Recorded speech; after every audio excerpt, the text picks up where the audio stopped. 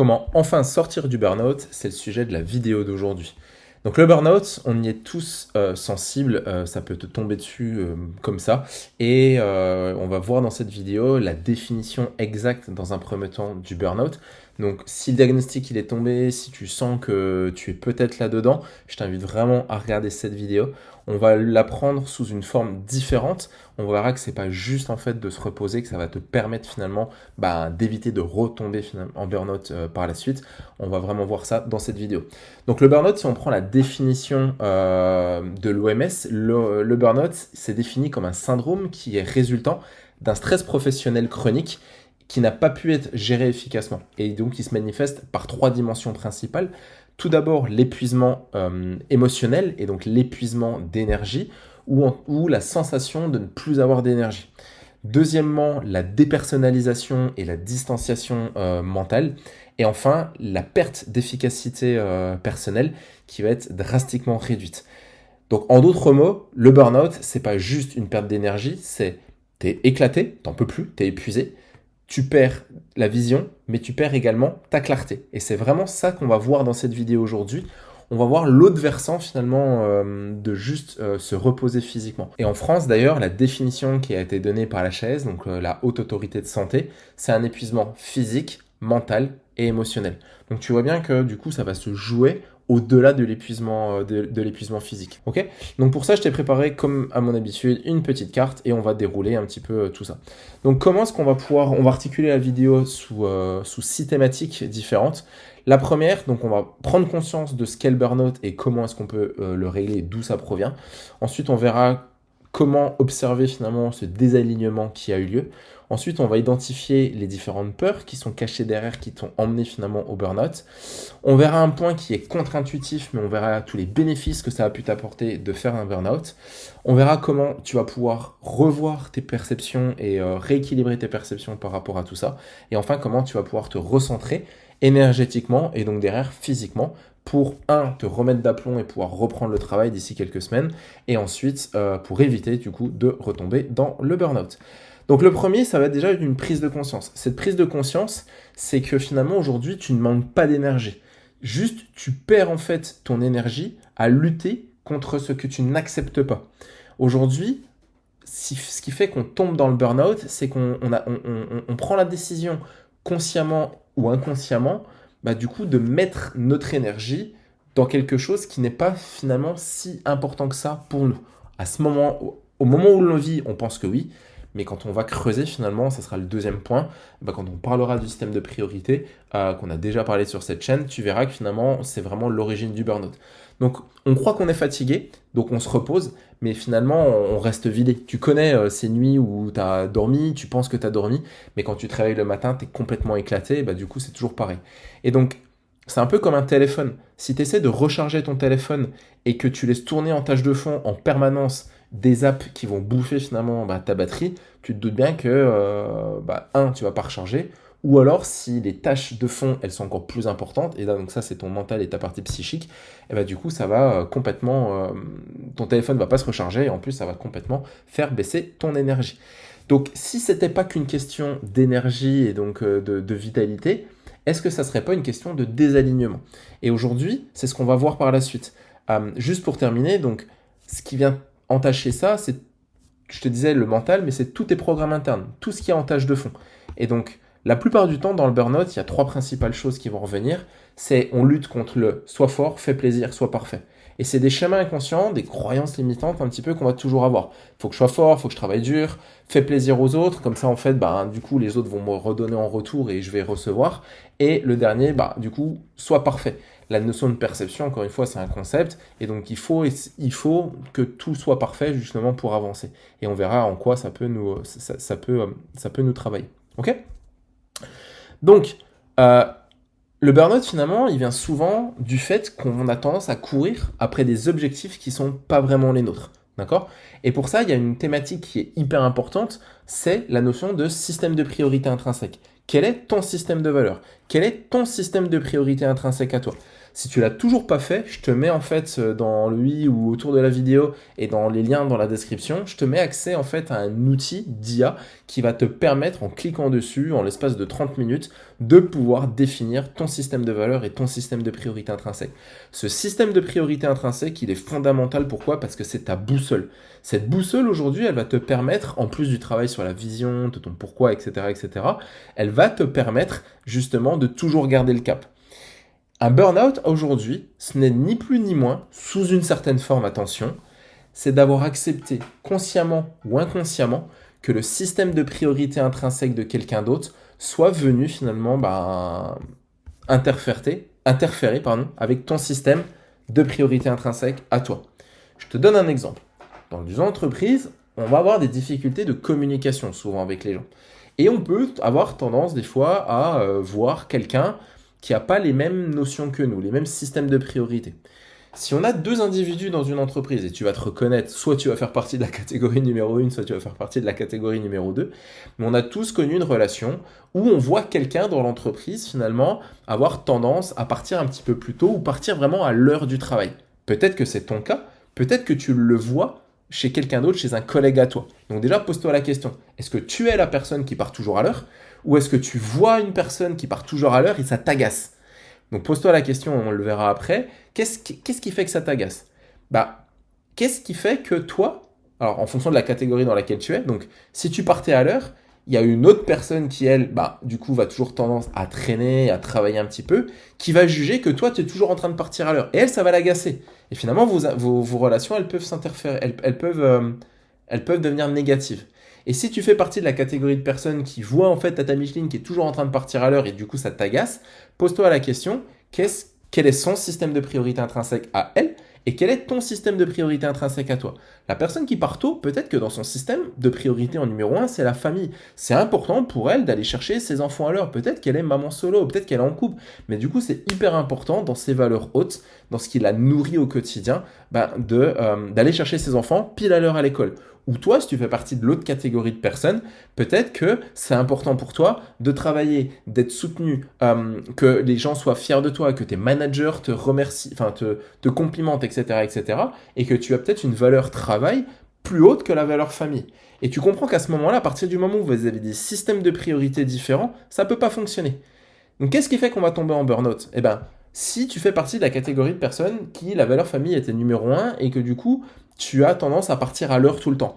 Et que tu vois les autres qui sont en train de te juger, toi, t'aimes pas trop ça. Parce que du coup, tu fais les choses bien, etc. Donc, tu vas avoir tendance soit à prendre un peu plus de travail dans la journée pour montrer que t'en fais un petit peu plus que les autres pour pouvoir partir à l'heure, soit tu vas avoir tendance des fois à déborder. Qu'est-ce qui va se passer? Tu laisses insérer le système de priorité intrinsèque de quelqu'un d'autre à l'intérieur de toi. Et donc, du coup, à un moment donné, forcément, tu vas exploser parce que tu n'es pas aligné. On a de l'énergie naturellement pour les choses qui sont importantes pour nous et on n'a pas d'énergie naturellement pour les choses qui ne sont pas importantes pour nous. Le burn-out, c'est quoi? C'est juste que ton corps, à un moment donné, c'est un signal d'alerte qui te dit « Stop, il y en a marre ». Tu n'es plus dans ton système de priorité. Tu n'es plus aligné avec ce qui est important pour toi. Donc, je ne te donne plus de l'énergie pour des tâches qui ne sont pas importantes pour toi. Fondamentalement. D'accord? Sur du long terme, surtout. Okay, parce que ça peut être sur du court terme, quand on a des moments de rush, etc. C'est pas ce que je dis, attention, me fais pas dire ce que je dis, ce que j'ai pas dit. D'accord? Donc c'est vraiment fondamental. Et on arrive à la question de comment est-ce qu'on peut détecter quand on est en dehors de son système de priorité intrinsèque. Quand on commence à faire des tâches où on se dit, il faut que je fasse ça, je dois faire ça, je dois rendre ce rapport à l'heure, je dois faire ci, etc., etc. À partir du moment où tu commences à avoir des il faut, je dois sur différentes tâches, t'es pas dans ton système de priorité intrinsèque. Pourquoi? Parce qu'encore une fois, on a naturellement de l'énergie, on est naturellement déterminé à faire les choses quand on fait les choses qui sont alignées à notre propre système de priorité intrinsèque. Si on doit forcer, je dois faire les choses, on est en force, on est en résistance, notre système nerveux, il est pas OK avec ça, à un moment donné, il explose. Donc, je t'invite à te poser la question, aujourd'hui, est-ce qu'il y a des choses que tu fais ou que tu ne fais pas et tu dis il faut, je dois, je devrais ou je devrais, etc., etc. Je devrais faire ci, je devrais devenir telle personne, je devrais développer telle compétence, etc., etc. D'accord? Je t'invite à te poser, mettre la vidéo en pause, pose-toi cette question et tu verras que déjà tu auras une partie des réponses. Ok? Troisième point, qu'est-ce qui fait qu'à ce moment-là, qu'est-ce qui fait qu'à ce moment-là tu n'arrives pas potentiellement à dire non? et que tu laisses insérer ça en toi, bah, c'est qu'il y a des peurs derrière. Donc, va identifier les peurs qui sont cachées derrière. Les peurs, ça peut être la peur de perdre ton emploi potentiellement, perdre de l'argent, ça peut être la peur d'échouer, ça peut être la peur de décevoir, la peur d'être jugé. La peur d'être jugé de quoi? Est-ce que peut-être tu ne te sens pas légitime? Peut-être que tu aurais peur qu'on dise de toi que je sais pas moi, tu es égoïste, etc., etc. Et là, va faire une liste des différents programmes, des différentes peurs que tu peux avoir. Ça peut être des peurs matérielles, ça peut être des peurs profondes, mais ça peut être des peurs qu'on appelle chez nous identitaires. C'est toutes les peurs d'être jugé de quelque chose, de paraître X ou Y aux yeux des autres, ok? De paraître incompétent, de paraître illégitime, de paraître... pose-toi ces questions-là, d'accord? Elles te sont propres, elles te sont personnelles. Va les noter parce que ça sera des points sur lesquels tu as besoin de travailler pour faire switcher ton mental, pour que ton corps puisse retrouver de l'énergie et enfin sortir du burn-out, ok? Et donc, tant que ta peur dirige ta vie, ton système, il va couper l'accès à l'énergie parce qu'il veut plus que tu avances, parce qu'il sait que si tu vas dans cette direction-là, il va de nouveau vivre les choses de manière négative à ce moment-là. Et donc, c'est qu'un garde-fou. Et ce sera le point suivant. Ok? Donc, jusque-là, on a vu que on manque pas d'énergie en fait, mais juste on disperse notre énergie et on lutte pour des choses qui sont pas importantes pour nous. Je t'invite à faire le travail sur le système de priorité. C'est ta boussole, c'est ton guide, c'est vraiment ton mode d'emploi. Tu peux pas aller à l'encontre. Ça peut bouger avec le temps, mais il y a des fondamentaux en fait. Et ces fondamentaux, tu ne peux pas aller à l'encontre de ces fondamentaux. C'est pas possible. C'est qui tu es, c'est comment ce que tu fonctionnes. Tu ne changeras pas ta manière de fonctionner inconsciemment. Impossible. D'accord? Tu peux évoluer, mais tu ne peux pas travailler. Tu pourras pas changer du tout au tout. C'est pas possible. Surtout si ça t'inspire pas. Et enfin, ça va être d'identifier du coup les différentes peurs que tu peux avoir.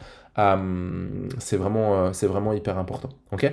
J'ai le souvenir d'un entrepreneur qu'on a eu la chance d'accompagner il n'y a pas très longtemps et dans les peurs, on avait détecté qu'il avait peur de dire non parce qu'en fait, il avait peur de dire non à un client qui était vraiment toxique pour lui et parce qu'en fait, premièrement, il avait peur du conflit, il avait peur en fait, on s'est rendu compte derrière, c'était une peur de pas être aimé et donc du coup, il était toujours en mode je suis bienveillant, comme ça je ne suis pas dans le conflit, comme ça les gens m'aiment.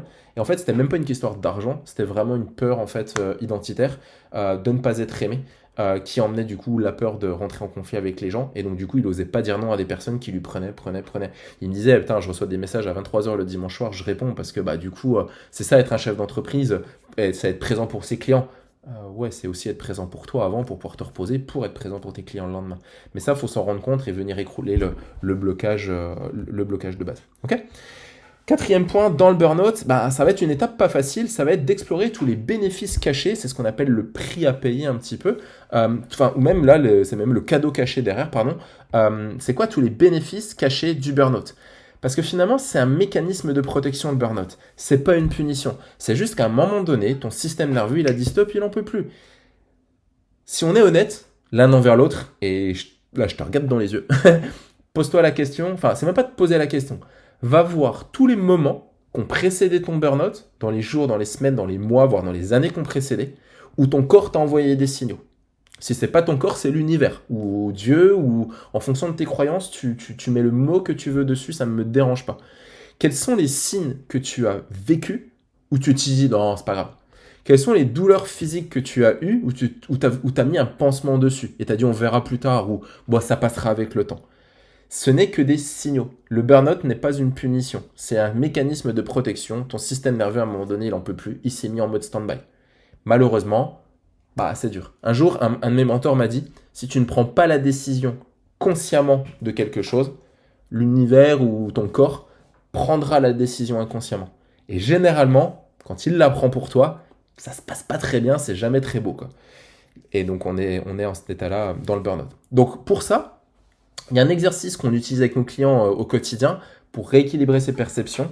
Essaye d'aller lister 10, 15, et si tu regardes des vidéos, tu as déjà entendu, essaye d'aller lister 10, 15, 20, 30 bénéfices à ce que ce te soit arrivé. Qu'est-ce que tu as appris? Qu'est-ce que tu as compris? De qui tu t'es rapproché? De qui tu t'es éloigné? Qu'est-ce que ça t'a permis d'apprendre, comprendre? Quel trait de caractère tu as pu développer? Va chercher dans la matière, dans le concret, et pas dans le superflu. Et là, tu vas lister des bénéfices. 10, 15, 20, 30, mais fais l'exercice. Quels sont tous les bénéfices que tu as eu à ce moment-là? Peut-être que tu t'es reposé, le fait que tu t'es resté à la maison. Le fait que tu sois resté à la maison, bah, du coup, tu as passé plus de temps avec ta famille. Est-ce que ça t'a nourri dans tes valeurs hautes? Si tu as fait l'exercice sur le système de priorité intrinsèque qu'on a vu à l'étape numéro 2, bah, du coup, va voir en quoi ça vient te nourrir dans ton système de priorité intrinsèque. Qu'est-ce que tu t'accordes de faire aujourd'hui que tu t'accordais pas de faire, etc., etc.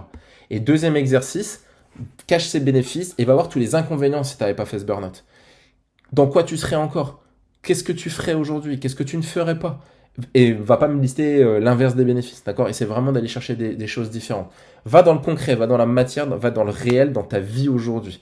Et tu verras que du coup, bah, la perception que tu auras de l'événement négatif que tu percevais du burn-out, déjà, ça va vachement tomber et ton système nerveux, il va être en capacité de se relâcher. Ok? C'est vraiment important pour ça. Et donc la question que j'ai envie de te poser avant de passer à l'étape d'après, et si finalement le burn-out, c'était pas juste un réajustement intelligent de ton système de perception et de ton système identitaire? Et ça va être l'étape d'après, ça va être de revoir tes perceptions. Est-ce que finalement, ce qui te semblait grave ou impératif, est-ce que c'était pas des choses qui étaient un peu fantasmées? Encore une fois, est-ce que c'est pas quelqu'un d'autre qui te l'a inséré? À l'étape où on en est là, pose-toi ces questions-là. Je ne remets pas en question si tu es dans une entreprise, les objectifs, le management, etc., etc. À un moment donné, bah, y a des choses à faire, il y a des tâches à réaliser, on va pas se mentir. Mais est-ce que, bah, du coup, c'est pas le système, encore une fois, de priorité de quelqu'un d'autre? Et donc à ce moment-là, qu'est-ce qui fait que potentiellement, tu n'arrives pas à peut-être discuter avec cette personne-là en lui disant, écoute, c'est pas aligné, alors on va pas le dire comme ça, il va te prendre pour un perché ou une perchée sinon, mais peut-être que à ce moment-là, bah, ça va être différent. Tu peux aller voir si tu es chef d'entreprise, bah, ça peut être avec tes associés, peut-être que c'est avec ton board, avec ton comité d'administration. Si tu es un employé, bah, c'est peut-être avec tes managers. Qu'est-ce qui fait que tu n'arrives pas à aller voir cette personne à ce moment-là et lui dire, écoute, là, ça va pas trop en ce moment, il y a ci, il y a ça, et de poser les choses factuellement. Et on revient encore juste à la notion de peur. De quoi tu as peur en fait? Quel système identitaire vient se révéler derrière? Ok? C'est vraiment hyper important et on va souvent toujours revenir à la même chose. La peur de dire non, la peur du conflit, la peur de paraître X ou Y, peut-être la peur de perdre son emploi, etc., etc. Et des fois, ça arrive que certains de nos clients, quand on leur pose la question, ok, finalement, dans le pire du pire du pire du pire, si ça se passait, ça serait quoi les inconvénients? Enfin, qu'est-ce qui se passerait? Et des fois, rien que d'y réfléchir, rien que d'y penser, la peur, elle diminue en fait. Je te dis pas qu'elle s'écroule à zéro tout de suite. Nous, on y arrive toujours en fin de séance de coaching, mais ça arrive souvent que bah, ça se passe déjà beaucoup mieux. D'accord? Donc, revois tes perceptions. Je ne l'ai pas avec moi aujourd'hui, c'est dommage. On a toujours l'image du dé. Si tu as vu une précédente vidéo, je te montre le dé. Ce que tu vois, essaie de tourner le dé. Essaie de prendre ce dé, d'aller voir à droite, d'aller voir au-dessus. Et c'est juste de dire, ok, si je tourne le dé, qu'est-ce que je vois? Et ça va te permettre de changer tes perceptions à ce moment-là. D'accord? Donc, du coup, une des dernières étapes, ça va être de te rendre compte que cet alignement, il est hyper important par rapport à ton système interne. Donc maintenant, on a travaillé sur le côté mental, psy, on voit d'où vient le burn-out et comment est-ce qu'on peut faire en fait pour s'en défaire. Et maintenant, c'est le moment de se recentrer énergétiquement. Pourquoi? Parce que plus tu vas être aligné et moins tu vas forcer. C'est ton état d'être, c'est ton identité qui crée ton résultat. Dans une précédente vidéo, je te la remettrai sur l'identité. On a vu que l'état d'être conditionne les actions que tu peux mettre en place dans ton environnement, le faire, pour obtenir des résultats. Donc maintenant, qui est-ce que tu as besoin de devenir? Quel trait de caractère tu peux développer? Quelle identité tu as besoin de développer? Quel être tu as besoin de développer pour obtenir les résultats que tu souhaites? Ça peut être de sortir du burn-out, ça peut être de ne pas retomber dedans, mais surtout peut-être d'aller chercher des résultats ou des objectifs un petit peu différents. Et donc, quand tu es aligné, t'as pas besoin de t'arracher. Juste, tu agis finalement et ça suffit. Parce que du coup, c'est vraiment ça qui va créer les résultats.